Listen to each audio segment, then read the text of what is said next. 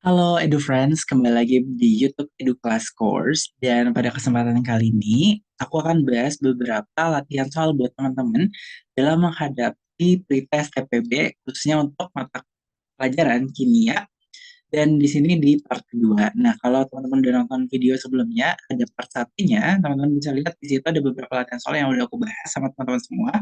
Nah, sekarang aku akan bahas beberapa contoh soal lagi untuk memperdalam teman-teman dalam menyiapkan pretest teman-teman. Dan semoga teman-teman tonton sampai akhir ya untuk pembahasannya. Nah, ini adalah soal pertama, yaitu soal elektrokimia. Berikut adalah notasi suatu sel volta sebagai berikut. Nah, pernyataan yang benar manakah untuk sel volta tersebut? Nah, kita harus cek teman-teman. Kalau di soal elektrokimia, kita kenal dengan notasi sel, teman-teman. Nah, notasi sel kita akan definisikan dulu nih. Kita akan lihat artinya. Kalau kita punya notasi selnya seperti di soal nih, teman-teman.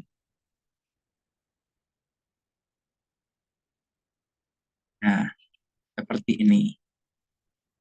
Kita harus definisikan dulu apa sih yang dimaksud dari notasi sel ini. Nah, notasi sel ini sebenarnya menggambarkan reaksi apa sih yang terjadi di katoda dan anodanya, teman-teman, di dalam sel volta tersebut atau yang kita kenal sebagai sel galvanik. Nah, untuk FYI aja teman-teman, jadi sel volta itu adalah sel reaksi yang menghasilkan listrik, teman-teman.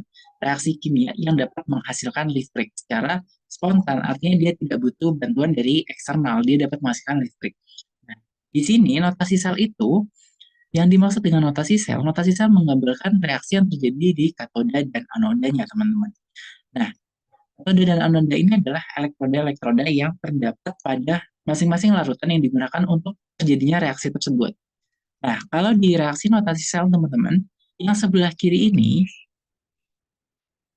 adalah reaksi oksidasi, teman-teman. Sedangkan yang di sebelah kanan ini adalah reaksi reduksinya. Nah, kemudian kalau teman-teman lihat di sini ada PT, teman-teman. PT ini, kalau teman-teman temui PT, elektroda antara lain E, AU, emas, dan karbon. Nah, ini adalah elektroda-elektroda inert. Artinya dia tidak ikut bereaksi, teman-teman, tapi hanya dipakai sebagai elektrodanya. Jadi, dia reaksi tetap berlangsung, karena di situ tidak dihasilkan padatan atau tidak adanya padatan, maka dipakai elektroda-elektroda PT, AU, atau C ini. Dia tidak ikut bereaksi, namun dipakai di dalam penulisan notasi selnya. Nah, terus teman-teman juga harus ingat kalau reaksi oksidasi ini terjadi di anoda, teman-teman. Sedangkan untuk reaksi reduksi terjadi di katoda. Untuk hafalannya teman-teman bisa gunakan KRAO, katoda reduksi, anoda oksidasi. Jangan lupa dihafal ya teman-teman. Nah, artinya teman-teman bisa lihat di anoda ini yang teroksidasi ini adalah H2-nya, teman-teman, jadi H+. Kalau teman-teman agak bingung, Kak, yang mana sih H plusnya jadi H2 atau H2-nya jadi H+?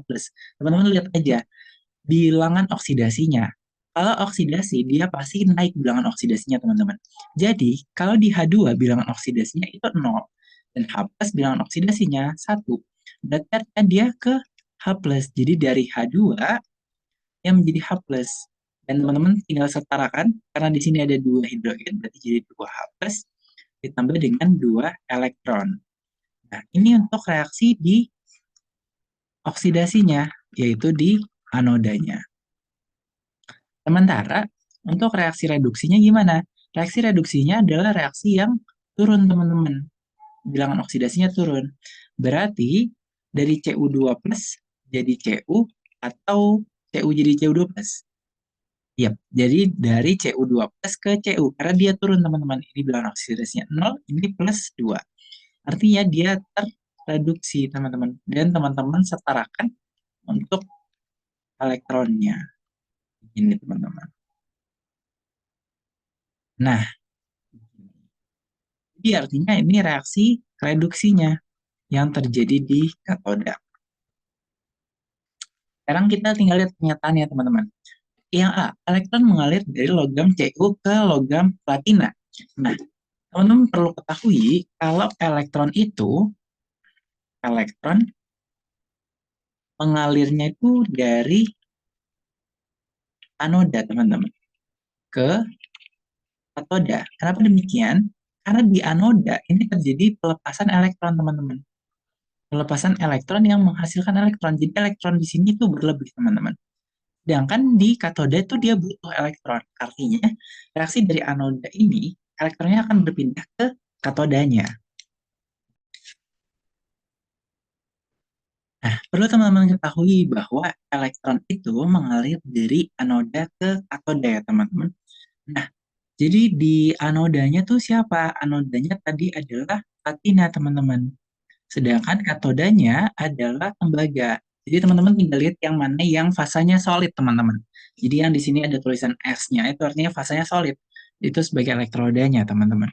Berarti di sini elektronnya mengalir dari platina ke Cu. Jadi yang pernyataan A itu salah ya, teman-teman. Dan yang kedua, ion H+ mengalami reduksi. Nah, sedangkan teman-teman tahu ion H+ ini sebenarnya bukan mengalami reduksi, tapi dia adalah hasil oksidasinya, teman-teman, dari H2. Artinya yang B ini salah. Yang mengalami reduksi siapa? Cu2+. Kemudian elektroda platina bertindak sebagai anoda. Nah, karena di platina ini dia berada di pada posisi oksidasi, artinya dia berada di anoda sebagai anodanya, teman-teman. Berarti yang C ini benar. Nah, untuk yang D, ini massa elektroda Cu berkurang. Nah, teman-teman tinggal lihat, teman-teman. Di sini kan dia reaksinya menghasilkan Cu dalam fase solid. Artinya elektrodanya justru bertambah, teman-teman. Karena yang dalam fase solidnya justru naik jadi produknya gitu. Anion dari jembatan garam bergerak ke larutan Cu2+. Oke. Nah, jadi untuk anion ini justru dia akan bergerak ke larutan yang ada di anoda, teman-teman, ke H+-nya. Kenapa? Karena anionnya akan menyeimbangkan si H+ yang terbentuk ini. Sedangkan untuk Cu2+-nya ini justru akan ketambahan kation. Jadi kation dari jembatan garamnya akan menuju ke Cu2+, biar dia tetap positif, teman-teman. Tadinya larutannya positif, terus dia berkurang karena dia membentuk Cu. Nah, artinya yang ke Cu2+ adalah si kationnya, biar dia tetap positif. Ini adalah untuk soal elektrokimia yang pertama. Selanjutnya, kita akan masuk ke soal yang kedua, teman-teman. Perhatikan reaksi keseimbangan berikut. N2O4. Ini untuk reaksinya aku tulis ulang ya, teman-teman. N2O4 dalam fase gas mengalami keseimbangan menjadi 2NO2 dalam fase gas. Jika keseimbangan pada suhu tertentu dan dalam keadaan seimbang, jumlah mol N2O4 sama dengan jumlah mol NO2-nya. Jadi pada kondisi setimbang, mol ini sama dengan ini, teman-teman. Maka derajat disosiasi gas N2O4-nya berapa? Oke. Nah, kita misalkan ya, teman-teman. Kita misalkan dulu, misalkan di awal N2O4-nya adalah X. Kemudian di reaksinya, karena dia mengalami keseimbangan, apa sih reaksi keseimbangan itu? Jadi kalau reaksi keseimbangan itu beda dengan reaksi biasa, teman-teman. Kalau reaksi biasa, dia satu arah. Jadi dari reaktan jadi produk semua. Nah, kalau di keseimbangan, dia nggak jadi produk semua, teman-teman. Jadi ada sisanya, yang dimana sisanya itu dapat diperhitungkan, teman-teman. Jadi bukan sisa yang sedikit, tapi sisanya tuh lumayan dan dapat diperhitungkan. Makanya disebut reaksi keseimbangan, karena reaksinya tidak semuanya bergerak menjadi si produknya. Nah, kita misalkan reaksinya bergerak ke kanan ya, teman-teman. Berarti di sini akan ketambahan, misalkan kita ambil Y ya, teman-teman, untuk di reaksinya. Berarti plus 2Y, sedangkan di sini minus Y. Berkurang molnya, sejumlah Y. Nah, artinya berarti reaksi pada kondisi keseimbangannya menghasilkan molnya adalah X minus Y, dan di sini adalah plus 2Y. Nah, ini teman-teman jangan lupa sesuaikan dengan koefisiennya ya, teman-teman. Kenapa di sini 2Y, sedangkan di sini Y? Karena di sini ada koefisien 2-nya. Nah, artinya X minus Y ini adalah 2Y-nya, teman-teman. Kita ditanya derajat disosiasinya. Derajat disosiasinya artinya berapa perbandingan Y terhadap si X-nya, teman-teman. Jadi kita harus cari Y dan X-nya dulu. Berarti X-nya ini adalah 3Y, teman-teman. atau Y-nya adalah 1/3X-nya. Jadi kalau kita ditanya derajat disosiasinya berapa? Derajat disosiasinya, teman-teman, kita berarti lihat Y-nya dibandingkan dengan X-nya. Y-nya yaitu 1/3 dibandingkan dengan X-nya. Ini adalah derajat disosiasinya, teman-teman. Jadi derajat disosiasinya adalah 1/3. Jadi kalau teman-teman punya di awal itu 1 mol, dia akan berkurang 1/3, dan di sini akan menjadi ditambah 2/3. NO2-nya, N2O4-nya berkurang 1/3. Sehingga hasilnya menjadi 2/3 dan 2/3. Sama ya, teman-teman. Jadi itu yang dimaksud dengan derajat disosiasi. Jadi jawabannya di sini adalah yang B. Ya, teman-teman. Ini untuk soal reaksi kesetimbangan. Nah, hati-hati teman-teman, untuk reaksi kesetimbangan itu bukan reaksi searah ya. Jadi jangan teman-teman habiskan si reaktan awalnya. Gitu. Selanjutnya, konfigurasi elektron pada keadaan dasar dari atom perak atau Ag atau silver adalah, nomor atomnya adalah 47, teman-teman. Oke, teman-teman, kita akan buat konfigurasi elektronnya dulu, teman-teman. Untuk nomor 47. Pertama dari 1s2, 2s2, 2p6, 3s2, 3p6, 4s2, 3d10. Ini udah berapa berarti? Ini udah 2, ini udah 10 berarti ya, teman-teman, di sini. Kemudian di sini sampai sini udah 18. Kemudian sampai sini udah 30.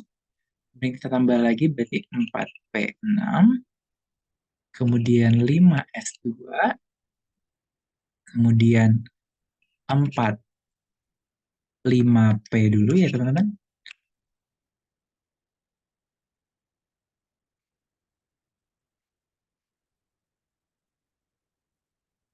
4D ya, teman-teman, untuk selanjutnya. Sampai ke 4D. 4D. Dan di sini udah 30, ini 36, 38, berarti ini 9. Jadi, konfigurasi elektronnya pada keadaan dasar adalah ini ya, teman-teman. 1s2, 2s2, sampai 4d9.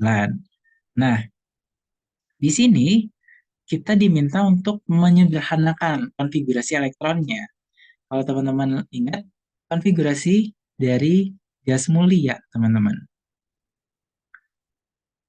Kalau di helium itu 1s2, neon itu 1s2, 2s2, 2p6, kemudian ini nih Ari, berarti argon selanjutnya. Argon itu 1s2, 2s2, 2p6, 3s2, 3p6, lanjutnya kripton 1s2, 2s2, 2p6, 3s2, 3p6, 4s2, 3d10, dan 4p6. Jadi, ini adalah konfigurasi elektron dari gas mulia, teman-teman. Jadi, untuk konfigurasi sendiri, teman-teman bisa sederhanakan menggunakan konfigurasi gas mulia. Nah, kalau teman-teman lupa, teman-teman ingat aja, kalau gas mulia itu selalu belakangnya pasti 8, teman-teman. Jadi, elektron valensinya pasti selalu 8. Kalau di neon di kulit keduanya, kalau di argon di kulit ketiga, kalau di kripton di kulit keempat yang konfigurasinya 8, sementara kalau helium pasti dia konfigurasinya 4 atau 2. Jadi teman-teman tinggal ingat aja. Nah, berarti di soal ini kita bisa sederhanakan nih, teman-teman, yang sampai sini nih, teman-teman. Sampai 4p6 ini. Bisa kita ganti ini semua menjadi kripton. Sehingga kita dapat sederhanakan penulisannya menjadi Kr 5s2 4d9. Nah, jadi teman-teman, untuk konfigurasi elektron dari Ag sendiri, ini konfigurasinya ini, teman-teman. Kripton 5s2 dan 4d9. Berarti jawaban yang benar adalah E ya, teman-teman. Oke, untuk selanjutnya. Soal selanjutnya. Saat dipanaskan, suatu senyawa hidrat CuSO 45H2O kehilangan massa sebesar 3 gram. Massa tembaga yang terdapat pada senyawa tersebut adalah, nah, teman-teman mungkin agak bingung di soal kali ini. Sebenarnya apa sih yang dimaksud sama soal apa tujuannya dipanaskan, apa yang hilang di situ. Nah, teman-teman perlu ketahui dulu yang namanya senyawa hidrat. Senyawa hidrat ini adalah senyawa yang mengikat air secara lemah, teman-teman. Air secara lemah. Nah, lambangnya adalah titik dan H2O-nya, teman-teman. Jadi, di sini CO4 ini adalah senyawa aslinya, teman-teman. Kemudian dia mengikat 5H2O. Artinya, setiap satu molekul CuSO4 ini mengikat 5 atom air, 5 molekul air, teman-teman, secara lemah. Makanya di sini disebut sebagai senyawa hidrat. Nah, ketika dipanaskan, siapa yang menghilang? Itu adalah airnya, teman-teman. Jadi ketika dipanaskan itu, si airnya ini yang menguap, makanya dia kehilangan massa. Jadi, 3 gram ini, teman-teman, adalah molekul air yang hilang. Molekul airnya, teman-teman. Berarti kita bisa cari dulu, teman-teman. Untuk molekul airnya, ada berapa? Berarti massanya dibagi dengan mm, atau massa molar. Atau teman-teman kenal dulu dengan mr ya, teman-teman. Sama aja. Jadi teman-teman tinggal bagi 3 gram, teman-teman bagi dengan massa molar dari air, yaitu 18 gram per mol. Dan teman-teman di sini akan dapatkan 1/6 mol. Artinya, di sini adalah sebanyak 1/6 mol ya, teman-teman. Nah, sekarang teman-teman ditanya, ada berapa sih tembaga yang di senyawa tersebut? Nah, berarti teman-teman tinggal lihat perbandingannya. Di sini, molekul airnya itu adalah 1/6 mol, teman-teman. Sedangkan mol CuSO4-nya itu adalah 1/5 dari molekul air, teman-teman. Teman-teman tinggal lihat di sini, teman-teman perhatikan, di sini CuSO4-nya 1, sementara airnya ada 5, teman-teman. Jadi, molekul CuSO4-nya, tembaga sulfatnya, itu pasti 1/5 dari molekul airnya. Jadi lebih dikit ya, teman-teman. Nah, karena di sini perbandingannya, koefisien dari CuSO4-nya 1, sementara koefisien airnya 5, teman-teman. Berarti molekul CuSO4-nya 1/5 dari mol H2O-nya. Artinya NCOSO4-nya adalah 1/5 dikali 1/6 mol. Atau dia menjadi 1/30 mol. Nah, ditanya massa CU, berarti kita harus cari dulu mol CU-nya berapa. Nah, teman-teman tinggal lihat, di sini CuSO4. CU-nya ada berapa? Ya, CU-nya ada 1 setiap satu senyawa CuSO4. Artinya, mol CU-nya adalah sama dengan mol CuSO4-nya. Karena sama, teman-teman. Setiap satu CuSO4 mengandung satu Cu. Jadi mol Cu-nya sama. Berarti sama dengan 1/30 mol. Dan kita tinggal mencari massa Cu. Massa Cu-nya berarti molnya kita kalikan dengan AR dari Cu. Dari 1/30 mol, kita kalikan dengan AR-nya Cu, yaitu 63,5 gram per mili. Sehingga kita akan dapatkan ini hasilnya kurang lebih sekitar 2,116, teman-teman. 2,116 gram. Dan di sini berarti jawabannya adalah yang C. Gitu ya, teman-teman. Jadi teman-teman perhatikan, kalau misalkan di suatu reaksi teman-teman diberikan data oleh soal, dia dipanaskan atau dia dibekukan. Nah, teman-teman tinggal lihat siapa sih yang dapat dipanaskan di situ? Airnya. Oh, berarti yang kehilangan itu adalah molekul airnya. Dan teman-teman bisa pakai itu untuk menghitung koefisien molnya. Kemudian teman-teman tinggal gunakan perbandingan molnya dari senyawa tersebut. Gitu. Ini untuk soal yang ini ya, teman-teman. Kita masuk ke soal selanjutnya. Tahap pertama dalam proses Ostwald adalah untuk memproduksi asam nitrat adalah sebagai berikut. 4NH3 dalam fase gas ditambah 5 oksigen dalam fase gas menjadi 4NO dalam fase gas ditambah 6 air dalam fase gas. Bila reaksi 150 gram gas amonia dengan 150 gram gas oksigen hanya menghasilkan 87 gram gas NO, maka persen hasil dari reaksi tersebut adalah berapa?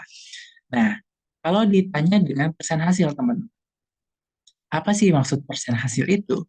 Persen hasil itu adalah hasil yang teman-teman dapat, hasil realnya pada percobaan dibanding dengan hasil teoritisnya. Jadi anggapannya gini ya teman-teman. Jadi misalkan teman-teman eh, buat kue deh. Teman-teman buat kue. Kemudian teman-teman pakai 1 kilo tepung. Nah, yang menjadi kue itu bukan 1 kilo tepung. Karena misalkan di selama proses pembuatannya ada tepung yang terbang, ada tepung yang tertiup. Jadi yang menjadi kue itu tidak 1 kilo tepung. Tapi misalkan jadi 900 gram aja. Nah, itu yang dimaksud dengan persen hasilnya. Jadi berapa sih yang jadi dibandingkan dengan awalnya gitu. Dibandingkan dengan harusnya yang jadi berapa gitu. Nah, berarti teman-teman kita di sini harus mencari dulu teoritisnya berapa. Karena di sini kita udah dikasih kalau realnya berapa. Sekarang kita cari teoritisnya dulu. Nah, di sini kita diberikan 150 gram gas amonia, NH3, dan 150 gram gas oksigen. Ini kita cari dulu jumlah molnya. Berarti 150 gramnya kita bagi dengan massa molar NH3. Massa molar NH3 itu berarti sekitar 17 gram per mol. Berarti 150 gram kita bagi 17 gram per mol. Sama dengan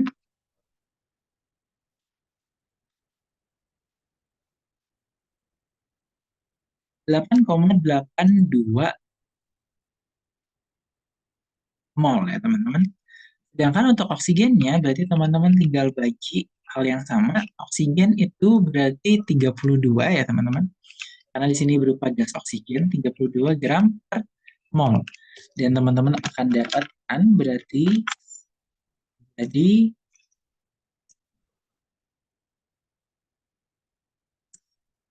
4,6875 mol. Nah, kenapa sih harus dihitung dulu molnya? Karena teman-teman di sini kita nggak tahu yang mana yang habis bereaksi, teman-teman. Kita harus tentukan dulu siapa sih yang jadi reaksi pembatasnya, teman-teman di kasus ini.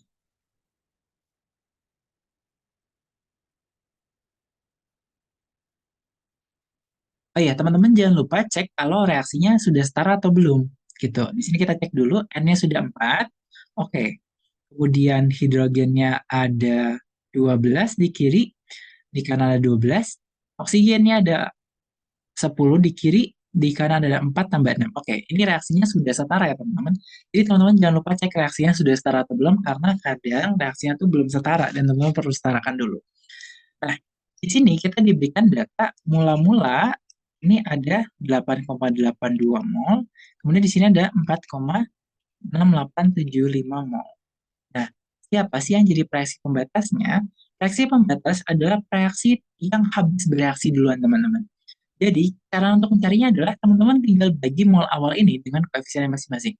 Berarti kalau NH3, teman-teman akan dapatkan ini sekitar 2,205 hasil baginya ya, teman-teman. Sementara untuk, oh, jadi cara baginya, teman-teman, molnya teman-teman bagikan dengan koefisiennya. Sementara kalau yang ini berarti 8,82 dibagi 4, dapatnya segini, 2,205. Kalau yang oksigen 4,6875 teman-teman bagi 5. Jadi teman-teman akan dapatkan 0,9 sekian. Dan teman-teman tahu kalau berarti ini adalah reaksi pembatasnya, si oksigennya. Karena dia lebih kecil teman-teman, jadi dia akan lebih habis bereaksi. Jadi yang kita reaksikan sebanyak 4,6875. Dan di sini kita gunakan perbandingan koefisien untuk reaksinya. Berarti yang bereaksi di NH3 hanyalah 4 per 5 dari oksigennya. Sehingga kita dapatkan 3,75. Yang bereaksi hanya 3,75. Berarti di sini mengalami pengurangan, di produk dia mengalami penjumlahan plus 3,75, dan di sini berarti menjadi plus 7,5 ya teman-teman. Berarti di akhir kita akan dapatkan 8,82 kurang 3,75, 5,07, kemudian di sini habis, di sini 3,75 dan di sini 7,5 mol. Nah, teman-teman, di sini kita diminta untuk menentukan persen hasil dari reaksinya. Dan di sini diberikan data teoritis, data percobaan dari gas NO-nya. Berarti kita hitung massa NO yang dihasilkan di sini, teman-teman. Berarti kita hitung massa NO-nya, massa NO teoritisnya. Berarti 3,75 mol, kita kalikan dengan massa molar dari NO.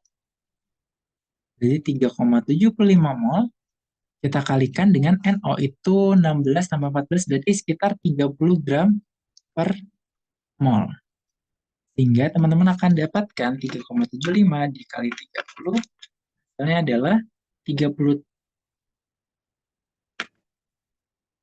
kalikan dengan 30, 112,5 gram.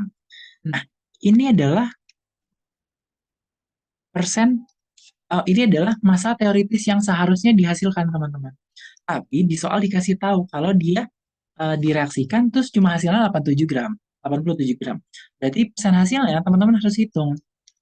Persen hasilnya adalah yang didapat dari percobaan, berarti 87 gram dibagi dengan teoritisnya 112,5 gram dikalikan dengan 100%, teman-teman. Berarti teman-teman akan dapatkan 87 dibagi 112,5, 0,773%. Nah, berarti persen hasilnya adalah sebesar 0,773%, teman-teman. Oke, di sini kebetulan tidak ada jawabannya, teman-teman, tapi begitu cara untuk menghitungnya, teman-teman. Jadi persen hasilnya adalah 0, oh sorry teman-teman, ini belum jadi persennya. Ini sorry, 77,33%. Ini adalah persen hasilnya, teman-teman. Jadi ini adalah persen hasil yang yang didapat dari reaksi tersebut. Oke, mungkin teman-teman bisa cross-check ulang kalau misalkan nanti ada kesalahan hitung. Tapi begini cara untuk mengerjakannya ya, teman-teman. Nah, aku mau ngasih tahu juga, teman-teman perlu ketahui bahwa persen hasil itu pasti di bawah 100%, teman-teman. Jadi kalau teman-teman nanti nemuin persen hasilnya dia 100%, teman-teman bisa lihat kembali perhitungan teman-teman apakah ada yang salah atau tidak. Karena kemungkinan besar ada yang salah. Karena persen hasil tidak mungkin di atas 100%, teman-teman. Jadi persen hasil range-nya antara 0 sampai 100%. Ini range-nya, teman-teman. Range dari persen hasil. Jadi teman-teman jangan sampai di atas 100% atau di bawah 0% juga gitu ya. Oke. Untuk soal selanjutnya, logam ZN berlebih ditambahkan ke dalam 50 ml larutan AgNO3 0,1 molar pada kalorimeter tekanan tetap. Temperatur pada kalorimeter meningkat dari 19,25 derajat Celcius menjadi 22,17 derajat Celcius. Jika kapasitas kalor dari kalorimeternya adalah 98,6 Joule per derajat Celcius, perubahan entalpi reaksi tersebut adalah berapa? Nah, teman-teman tinggal lihat di sini ada keterangan asumsikan densitas dan kapasitas kalor larutan sama dengan air dan kapasitas kalor dari logamnya dapat diabaikan. Artinya di sini untuk kalorimeternya di sini kita bisa abaikan ya, teman-teman. Jadi kita tinggal hitung untuk berapa perubahan yang ada di dalam, teman-teman. Di lingkungannya, yaitu airnya, teman-teman. Jadi untuk perubahan entalpinya adalah minus dari M dikalikan dengan kalau kapasitas kalor airnya, teman-teman. S dikalikan dengan delta T-nya.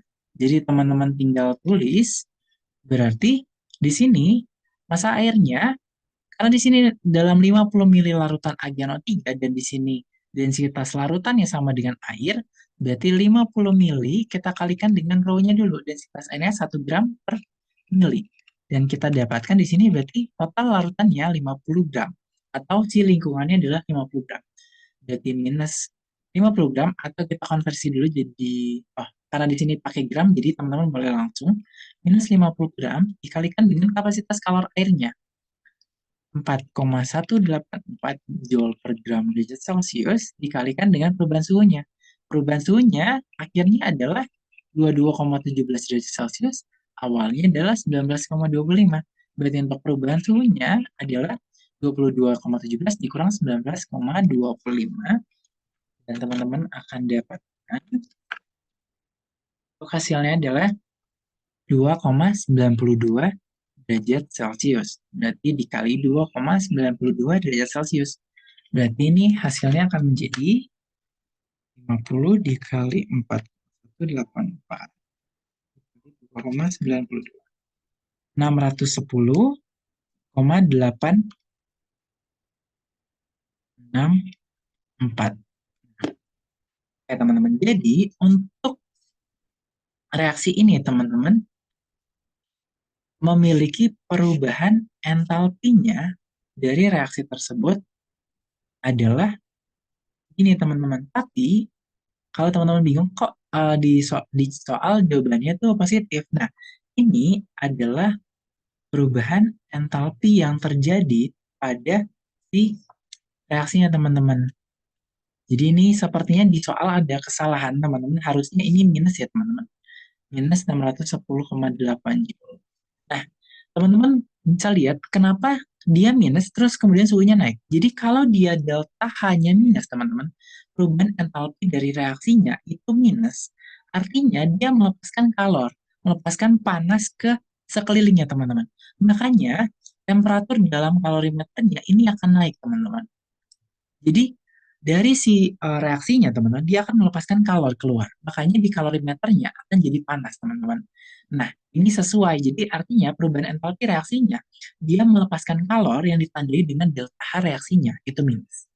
Jadi untuk delta H reaksi sendiri, teman-teman, ini adalah minus dari M ini adalah massa lingkungannya ya, teman-teman. Dikalikan dengan kapasitas kalor dari lingkungannya, dikalikan dengan perubahan suhu pada lingkungannya, teman-teman.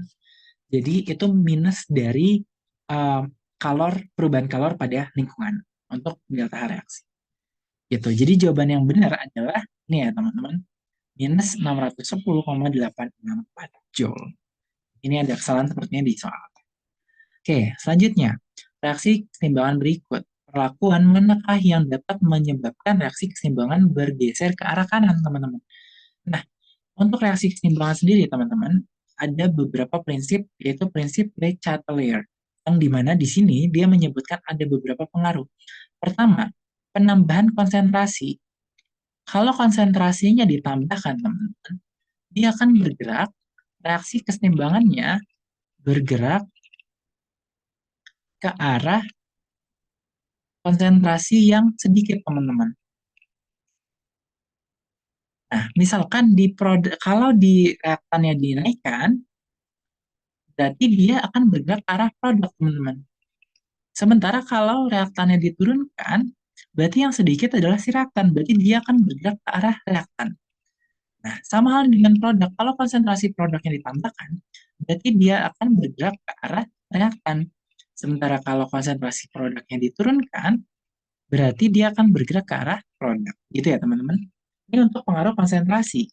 Kemudian kalau misalkan temperatur, teman-teman. Nah, untuk temperatur sendiri, teman-teman perlu lihat untuk delta H reaksinya.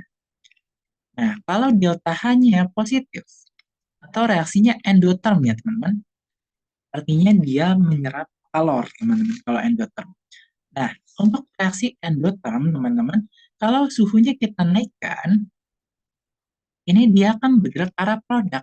Sementara kalau suhunya kita turunkan, dia akan bergerak ke arah reaktan. Sebaliknya, teman-teman, kalau dia reaksinya adalah reaksi eksoterm,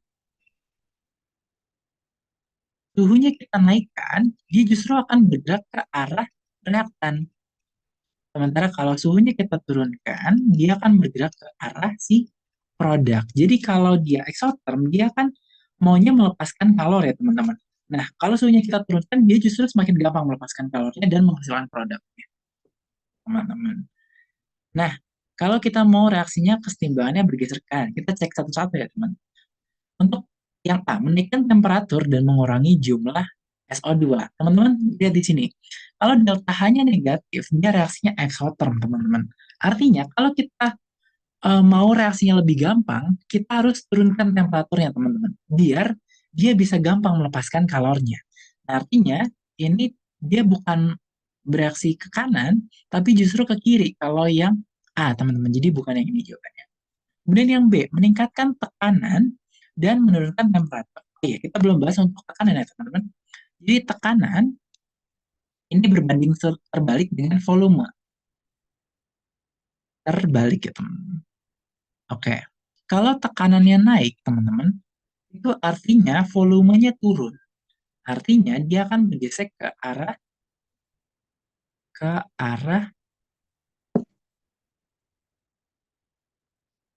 kalau tekanannya naik, volumenya turun, dia akan bergeser ke arah mol gas yang lebih kecil, teman-teman.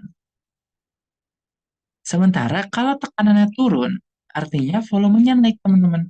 Dia akan bergeser ke arah mol gas yang lebih banyak. Nah, ini teman-teman untuk analoginya. Jadi teman-teman, bayangkan teman-teman di satu ruangan, terus ada 10 orang. Nah, kalau teman-teman perkecil ruangan itu, teman-teman pengen apa? Pengen orangnya sebagian keluar kan, teman-teman, biar nggak semakin sesak. Nah, makanya mol gasnya harus lebih kecil kalau volumenya mengecil. Kalau volumenya mengecil, pasti tekanannya membesar, teman-teman. Gitu. Sementara kalau volumenya meningkat, ruangannya makin besar. Artinya teman-teman bisa isi dengan semakin banyak orang dan mol gasnya bisa lebih banyak. Jadi kalau yang di B, meningkatkan tekanan. Tekanan itu ditingkatkan, berarti dia mau yang lebih sedikit, teman-teman. Lebih sedikit itu ada di kanan, teman-teman. Untuk yang gasnya totalnya 2, sementara kalau di kiri total mol gasnya ada 3. Berarti dia lebih ke arah kanan. Dan menurunkan temperatur. Nah, karena di sini reaksinya exotherm, kalau kita turunkan temperaturnya, dia akan justru lebih gampang menyebabkan bergerak ke arah produk. Sehingga jawaban yang B ini benar, teman-teman. Gitu ya. Jadi itu untuk prinsip Le Chatelier, di mana kita dapat memperkirakan arah pergeseran keseimbangan jika kita kotak-atik gitu variabelnya, teman-teman. Oke, selanjutnya teman-teman. Data berikut berasal dari reaksi antara H2 dan NO pada kondisi suhu 700 derajat Celcius. Nah, persamaan reaksinya sebagai berikut: 2H2 ditambah 2NO menjadi 2H2O dan gas N2.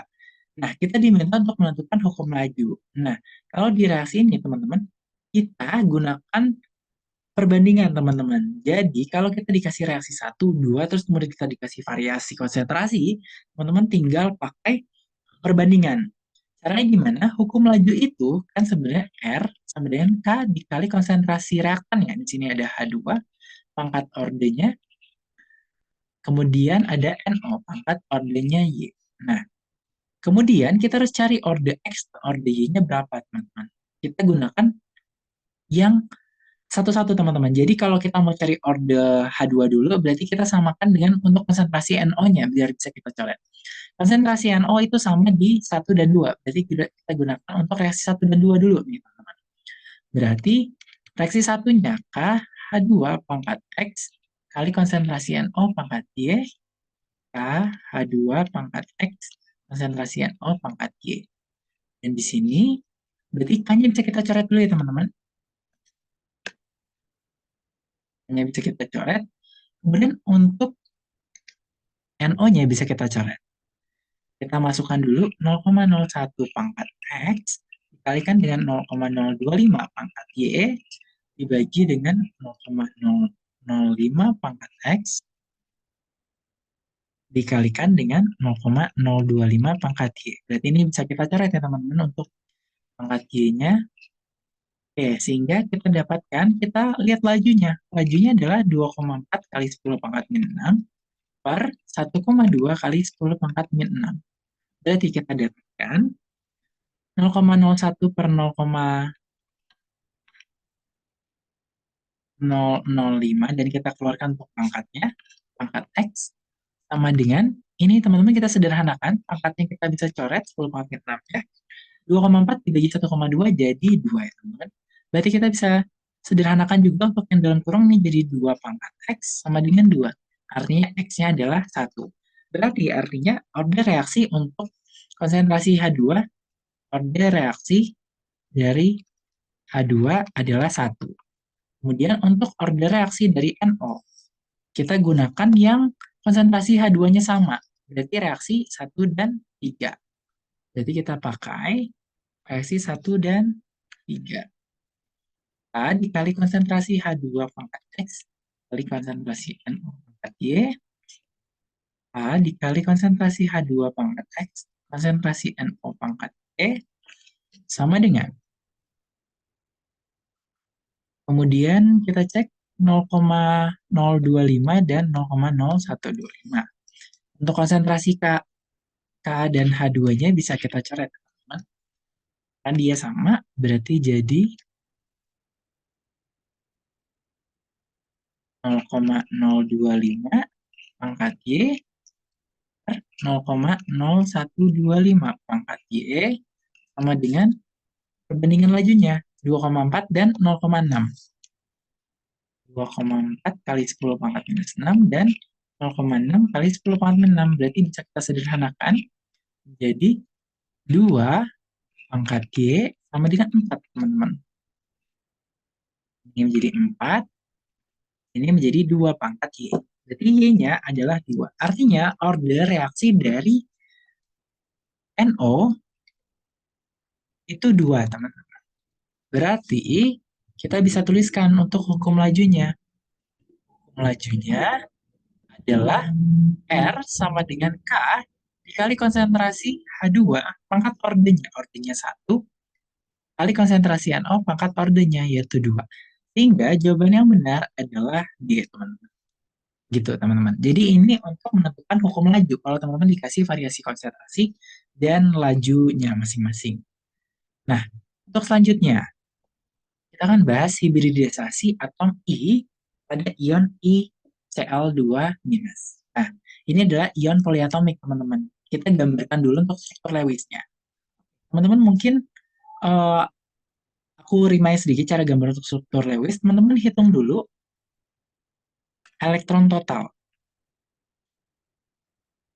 Tambah I-nya. I itu valensi 6, teman-teman. Dia golongan 16. Oh, sorry, teman-teman. I itu adalah halogen ya, teman-teman. Sorry. Ya, valensinya 7, teman-teman. Valensi 7, kemudian Cl. Cl itu juga halogen, valensi 7. Berarti total elektronnya 7 ditambah 2 kali 7 ditambah muatannya. Muatannya juga bermuatan minus, berarti tambah 1 elektron. Berarti totalnya menjadi 22 elektron. Nah, baru kita gambar, teman-teman. Pertama ada I sebagai atom pusatnya, kemudian ada Cl. Nah, karena Cl itu butuh 1 elektron untuk dapat oktet, teman-teman. Karena dia punya 7. Dia berarti butuh 1 elektron, teman-teman. Kita pasangkan masing-masing 1. Kemudian karena di sini seharusnya semua sudah oktet, teman-teman tinggal penuhi dulu. Berarti Cl-nya kita penuhin dulu. Berarti kita hitung sekarang 1, 2, 3, 4, 5, 6, 7, 8. Berarti total sudah ada 16 elektron, teman-teman, di sini. Nah, di sini baru ada 16 elektron. Berarti kita tambahkan lagi untuk yang di 6-nya, kita tambahkan di atom pusat. 1, 2, 3, 4, 5, 6. Nah, untuk menentukan hibridisasinya apa, teman-teman hitung dulu order ikatannya berapa. Sorry, bukan. Ya, order ikatannya, yaitu ikatannya ada berapa, teman-teman. Kemudian, order non-ikatannya, atau pasangan elektron bebasnya ada berapa. Nah, untuk order ikatannya, di sini ada 2 ikatan. Berarti dia ada 2. Kemudian pasangan elektron bebasnya ada berapa pasang? Ada 3 pasang di atom pusatnya. Jadi yang teman-teman lihat di atom pusatnya, yaitu di S-nya ya, teman-teman. Berarti di sini ada total order 5 ya, teman-teman. Untuk order 5 berarti hibridisasinya adalah S, P3, D, gitu ya teman-teman. Jadi kalau teman-teman bingung, kok bisa jadi sp3d? Ya, teman-teman tinggal hitung aja, kalau S itu kontribusinya berarti orde 1, P di sini ada 3, kemudian D-nya 1, berarti total ada 5. Jadi itu teman-teman. Teman-teman tinggal hitung orde ikatannya ada berapa, pasangan elektron bebasnya ada berapa, dan teman-teman tinggal buat hibridisasinya apa dari total ordenya. Jadi jawaban yang benar adalah A ya teman-teman. Begitu untuk yang soal ini. Nah, selanjutnya, lengkapi ikatan dalam struktur berikut. Ikatan pi terdapat pada nomor. Nah, teman-teman perlu ketahui dulu ikatan pi dan sigma. Nah, ikatan sigma ini adalah ikatan yang tunggal, teman-teman. Tunggal yang pertama, teman-teman. Kemudian kalau ada ikatan rangkapnya, baru dinamakan dengan ikatan sigmanya, teman-teman. Jadi kalau ada rangkap, sorry teman-teman, balik.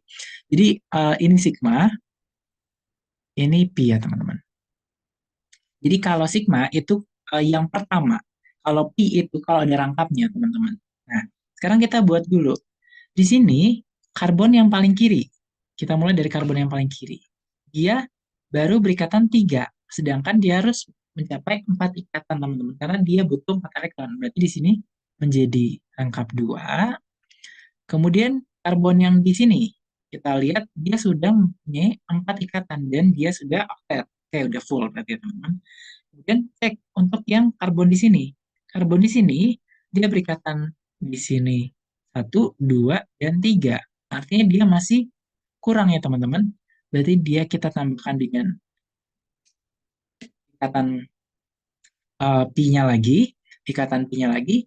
Kemudian untuk yang di sini teman-teman. Di C ini udah ada 4 ikatan. Oke, berarti udah full semua teman-teman. Kemudian C yang di sini masih kurang ikatannya. Berarti kita rangkapkan.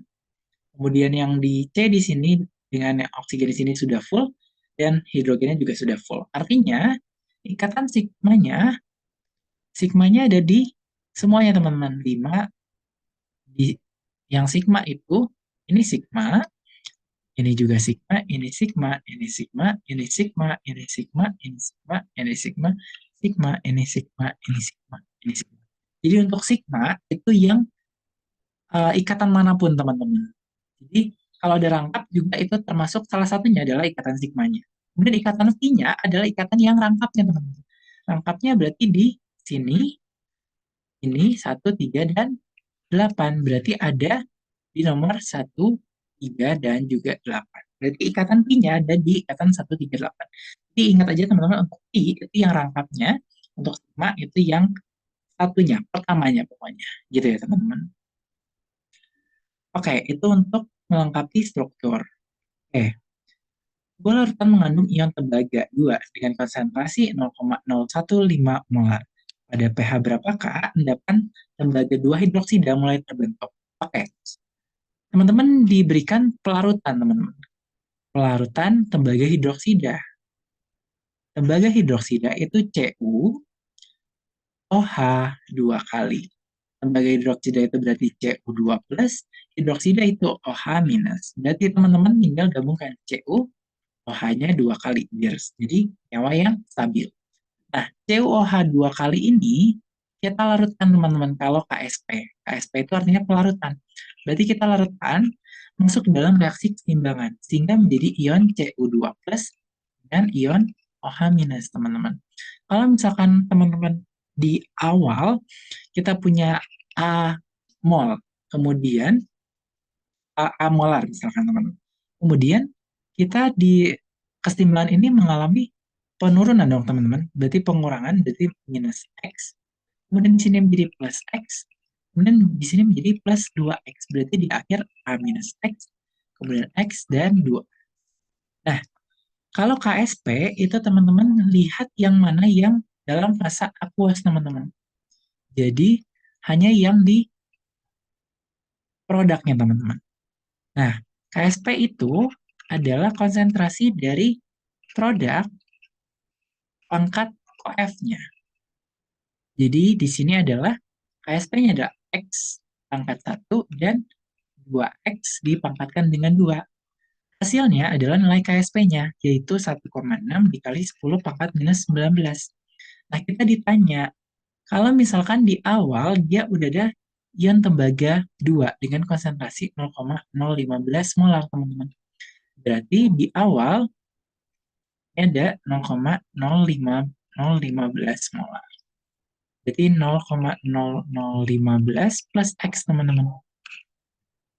Berarti ini menjadi 0,0015 plus X dikali dengan 2X kuadrat, yang menjadi 1,6 dikali 10 pangkat minus 19. Karena di sini KSP-nya pangkatnya sangat kecil, teman-teman. Artinya, di sini teman-teman tahu kalau dia sangat sulit larut, sangat kecil nilai kali dari ini.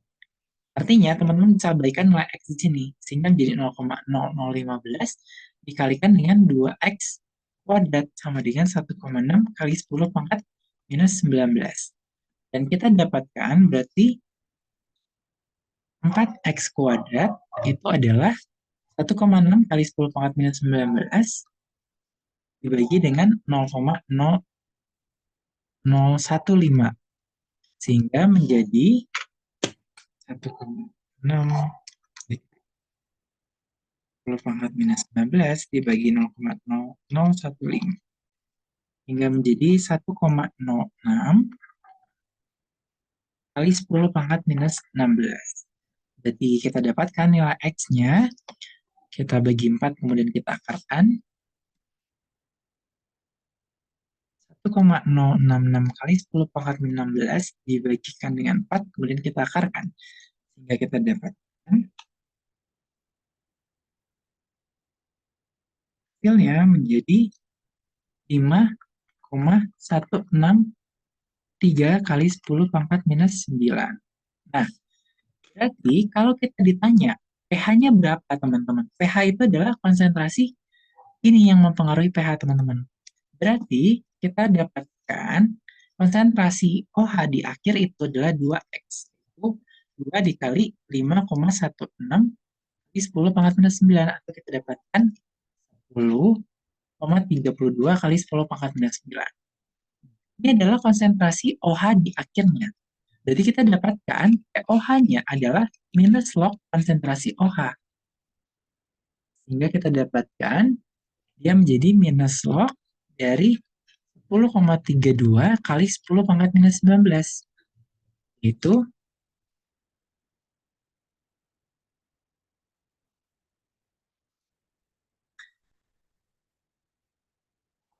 oh ini 9 ya teman-teman. Ini 9. Dapatkan dia menjadi pOH-nya 7,986. Berarti nilai pH-nya adalah 14 dikurang pOH, yaitu 14 dikurang 7,986. Kita menjadi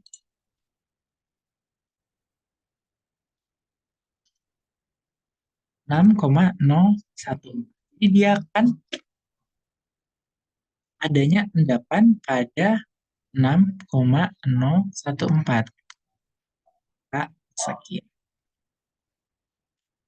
Ya, mungkin aku bahas sedikit untuk soal ini. Jadi, teman-teman di sini diberikan bahwa dia akan endapannya mulai terbentuk.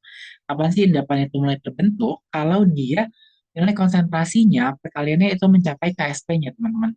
Jadi, hasil kali konsentrasinya itu ketika dia sudah mencapai KSP,